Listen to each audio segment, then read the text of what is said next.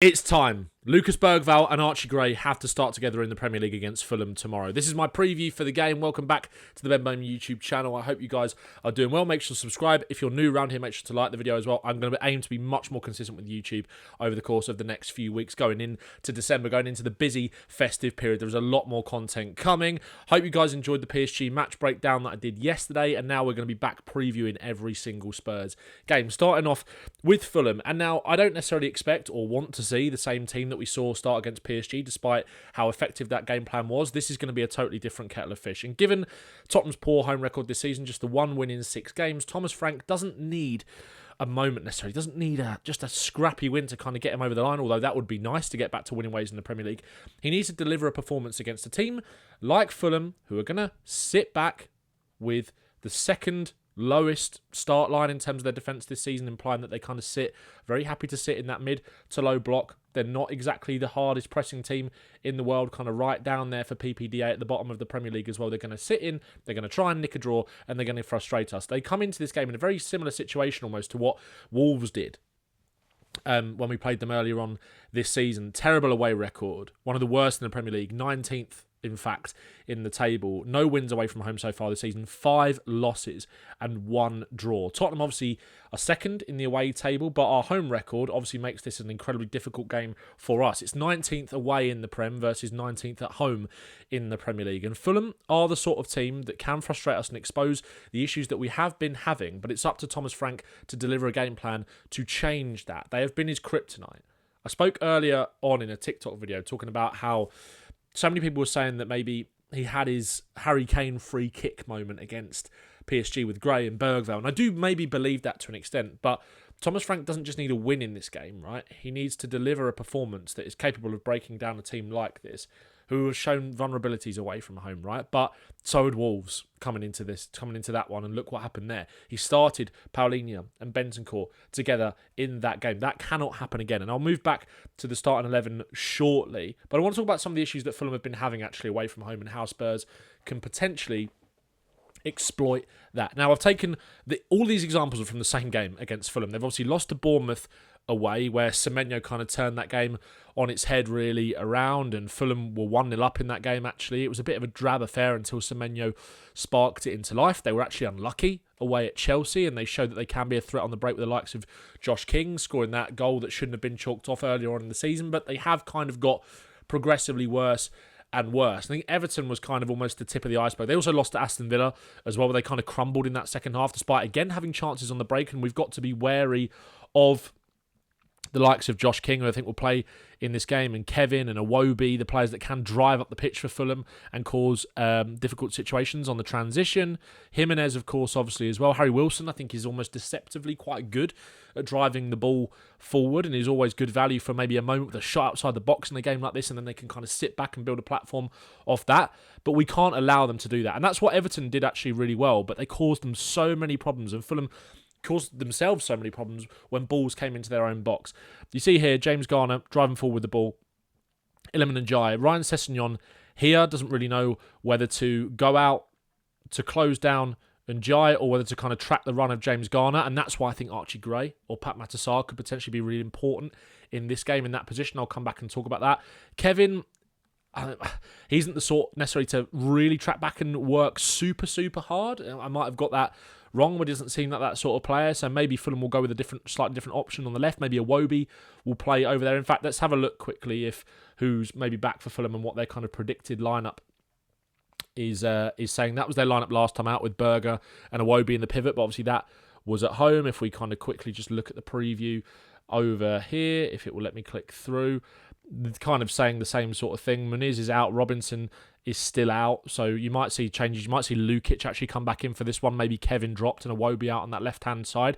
I remember vividly from last season actually when we played them at home, Iwobi, which if he was playing in the pivot on the right-hand side or even on the left, quite often he'd really work hard in terms of doubling up with the fullback to help out from a defensive point of view. So that might be on the left or the right. So they might try and go with him again in the pivot with Lukic, or sorry, if he's playing on the left-hand side, if he's playing on the wing, I mean, he will double up with the fullback very much so and kind of help you defensively. So he might come in for Kevin potentially and play over there. But Fulham did have a lot of these issues, and they did set up away from home like this, to be fair, with Kevin, and he might give them that threat on the break, a little bit of quality. But Sessegnon doesn't really know whether to stick or twist and track the run. He ends up sort of going with the run. Kevin comes out to close, and Jai, he's unable to kind of check back inside. It's not the most convincing attempt to kind of stop the cross from Kevin, and Jai is someone that's obviously comfortable crossing on both feet. Mohamed Kudus has got that in his locker, and he can then get the ball in here, driving inside onto his left foot. And the amount of times Fulham just could not deal with balls into the box. Kenny Tete kind of flat-footed here, Anderson flat-footed here as well, letting Barry run off him and get the first contact and win the header. Again, Everton kind of working them over. Grealish out to Dewsbury Hall on the edge of the box here. Gay in space, moving the ball quickly in and around their box. That's what Everton did really well. Gay's in a lot of space. Again, Sessegnon can't really kind of get out to him. He plays the ball low and hard across the box, and then Jai gets there and Barry taps it in, but it was actually offside on this occasion. This was the game where Everton had so many goals disallowed in this game. Again here, and Jai with a little cutback. I think this kind of Kudus, if he plays, or Odebear maybe on that right-hand side, cut back to Porro to kind of deliver the ball from these positions against blocks that are kind of sat in as deep as Fulham are here. Look at all the players kind of in that block. There's so many guys not kind of picking up their man as well in this kind of situation. Apologies for the bad rectangle there. But yeah, if you can kind of generate this situation, which Spurs do like to with Kudus, kind of going to the line and getting the ball back here to Pedro Porro, who can then get the ball in the box.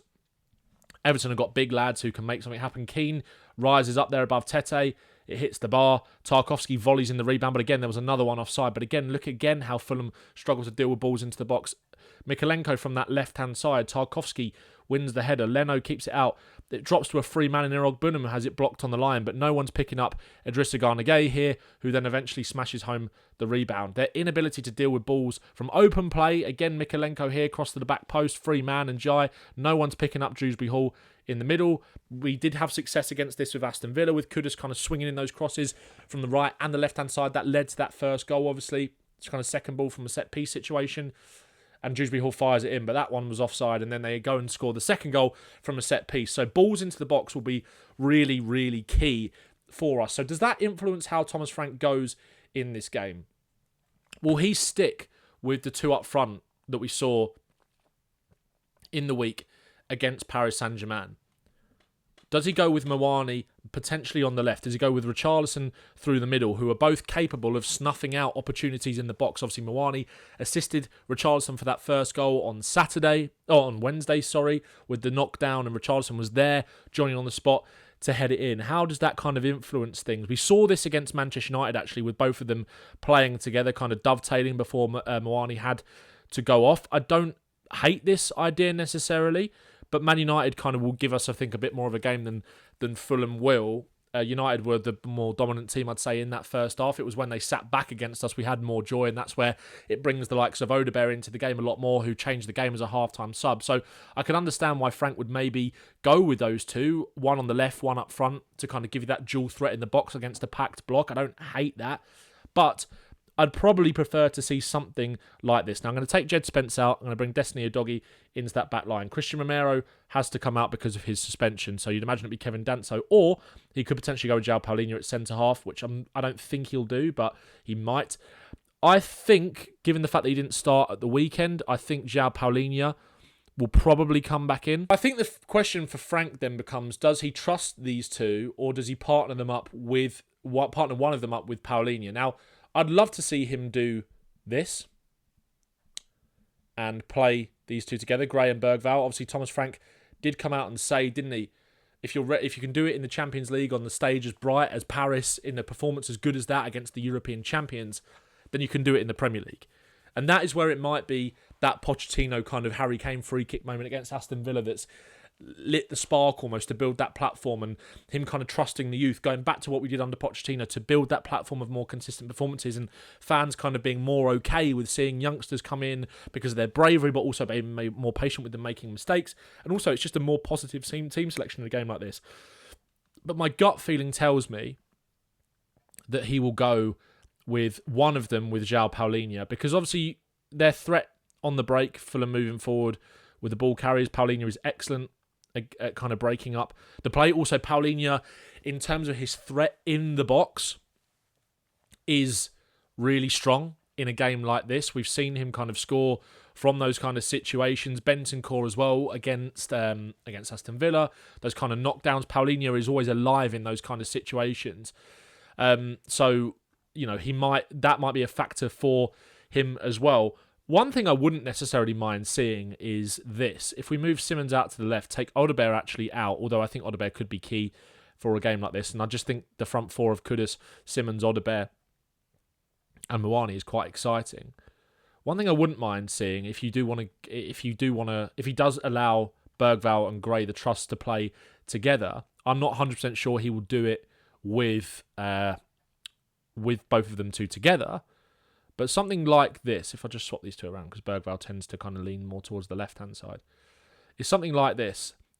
Simons on the left, and I think what you do get with this is these two, Bergvall and Simons, very comfortable, kind of changing positions, floating into each other's spaces. Bergvall does like to drift out here, which would allow Simons to kind of come inside. And then you can kind of, if we kind of move everyone back into Fulham's out of possession sort of shape. Now, like I said, Iwobi does tend to double up with the fullback from a defensive point of view. We kind of bring Josh King, drop everyone sort of a little bit deeper. Wilson doubling up on that side as well. Kind of everyone sort of tucking in. And then we've got Muani kind of moving into the centre. Simons out on the left-hand side. If I just get rid of this line. Simons out on this kind of left-hand side. Bergvall here. Udogie. Sort of move everybody up. Archie Gray. Mo Kudus. Pedro Porro. And then Danso and Van de Ven kind of in that 3 in there. And you sort of got this sort of 3-3-2. And then if you kind of move Kudus a bit more centrally and Udogie a little bit more centrally 2, you sort of got that 3-2 sort of 5 sort of shape, right? Now, I think the benefit you get from maybe having Simons on the left and Bergvall over there as well is your ability to kind of create combinations against these low blocks. And we did see the almost hesitancy in a few of those examples of the impact of having kind of a box-to-box midfielder with energy and legs kind of making these runs in the channel, kind of in behind the centre half, sort of meaning that Sessegnon isn't sure. Say if Spurs are on the break and Kudus has got the ball here, he's not 100% sure whether he wants to kind of come out and try and stop him because he knows that Gray is kind of trying to make this run in behind.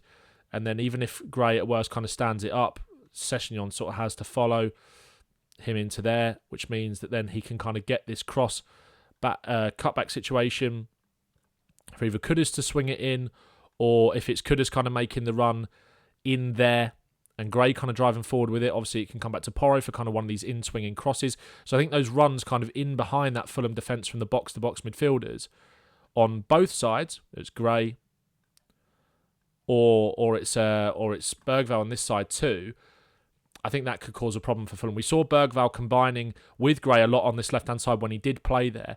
You can have Simons kind of making these runs in behind with Bergvall, clipping it in, Simons getting in behind. I think Udogie is really important in this game because I think what it does, when you've got these three as kind of a little triangle sort of...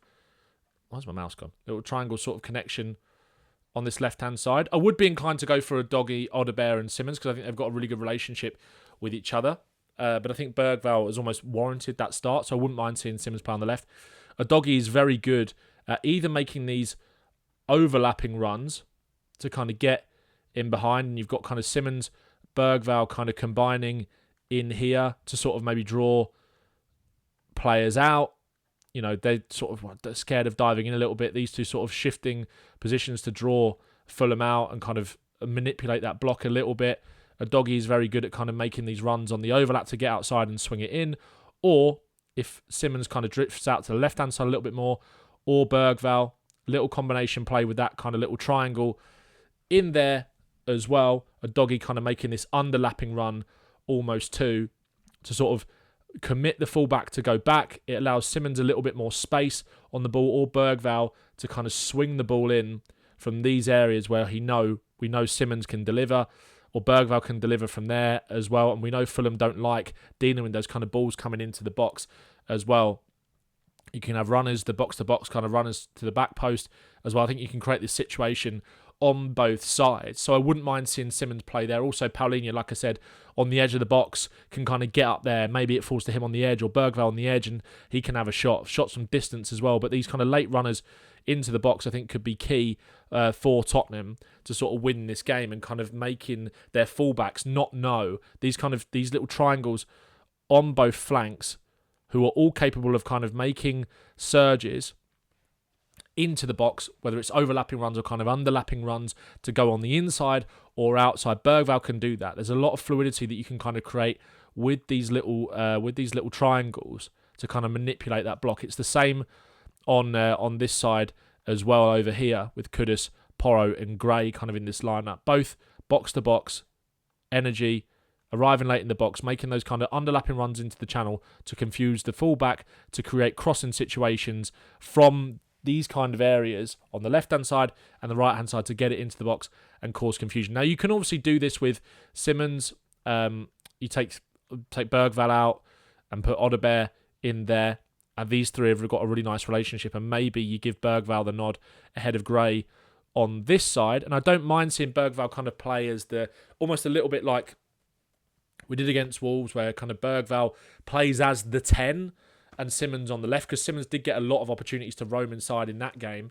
But I just don't want to see Paulinho and Bentancur in a game like this, which is the kind of cardinal sin and the mistake that he made against Wolves. So that is why I'd line up in the way that we do, the way that I would. I would love to see Gray and Bergvall play together. I do think he'll go with Paulinho in this game, but I still think this is a really nice balanced side to kind of take on a game like this. Or you swap him out for Bentancur as well, who I still think can give you a lot of what Paulinho can as well, and is slightly more progressive. And I think you do see a different side of Bentancur almost when Paulinho isn't in the team. So that's what I would do personally. Let me know what you think in the comments, and I'll see you on Saturday night. For what I'm going to start doing now, guys, is I'm going to do like a instant match reaction, which will go up on the night after the game, or if I'm at home. Obviously, I'm a season ticket. I go to every single home game, but away games, obviously, I go half the time. I stay at home half the time, so I'll get instant kind of match reactions where I'm just sort of talking through what my thoughts are on the game, almost like a bit of a 5 things we learned,